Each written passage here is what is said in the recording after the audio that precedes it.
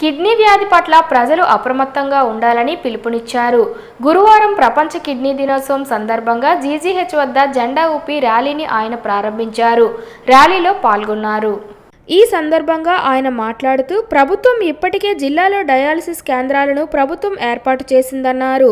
మరో 5 డయాలసిస్ యూనిట్లను ప్రభుత్వం మంజూరు చేయనున్నట్లు వివరించారు. పలాసలో కిడ్నీ పరిశోధన కేంద్రం ఉన్నట్లు చెప్పారు.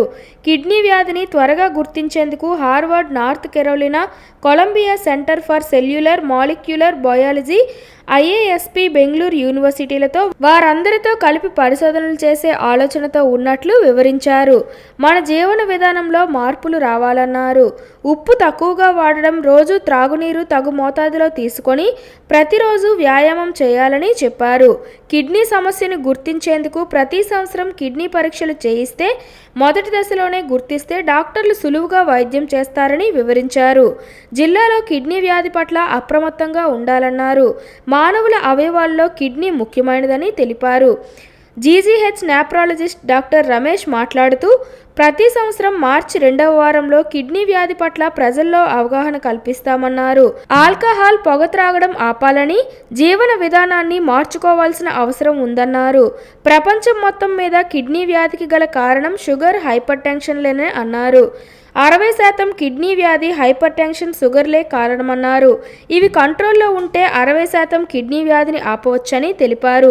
పెయిన్ కిల్లర్స్, యాంటీబయోటిక్స్ ఎక్కువగా వాడడం వలన కిడ్నీ వ్యాధి వస్తుందన్నారు. శ్రీకాకుళం జిల్లా ప్రజలకు కొన్ని ప్రాముఖ్యమైన విషయాలు ఈరోజు కిడ్నీ డే సెలబ్రేట్ చేస్తున్న కారణంగా చెప్పాలని మేము అనుకుంటున్నాం. ప్రత్యేకంగా ఈ ప్రదేశంలో దగ్గరున్నటువంటి ఉద్దానం ప్రదేశంలో చాలా అధిక సంఖ్యలో కేసెస్ నమోదు అవడం వలన దీని మీద అధ్యయనం చేయాలని కూడా ప్రభుత్వ వారి దగ్గర నుంచి అధికారులు నియమించడం కూడా జరిగింది.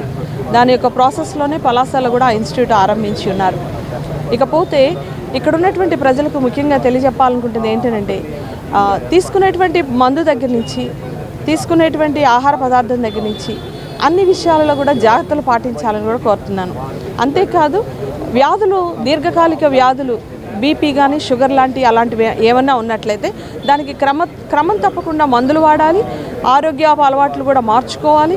తగిన విధంగా శరీరాన్ని కూడా ఎక్సర్సైజు, ఇతర మంచి అలవాట్లను కూడా చేసుకుంటే చాలా మంచిది. అంతేకాదు ఒకవేళ కుటుంబంలో ఇందాక డాక్టర్ గారు మెన్షన్ చేసినట్లు ఒకవేళ కుటుంబంలో కనుక ఎవరికైనా కిడ్నీ సంబంధమైన వ్యాధి కనుక ఉన్నట్లయితే కుటుంబస్తులు అందరూ కూడా పరీక్షించుకోవాలి. స్క్రీనింగ్ అంటారు.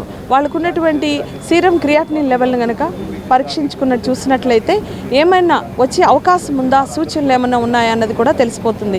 కాబట్టి ఈ శ్రీకాకుళం ప్రజలకు ప్రత్యేకంగా మరి ఆరోగ్యం గురించి శ్రద్ధ తీసుకోవాల్సిందని, మరి ఈరోజు ప్రత్యేకంగా ఉన్నటువంటి ఈ దినోత్సవం సందర్భంగా ప్రజలకు మధ్యలోకి అవగాహన కల్పించాలనే ఉద్దేశంతోనే ఈ ర్యాలీని మేము మరి విద్యార్థులందరితో కలిసి మేము బల్గా జంక్షను అలాగే ముందుకు కూడా వెళ్ళి మేము దీన్ని కండక్ట్ చేస్తూ ఉన్నాము.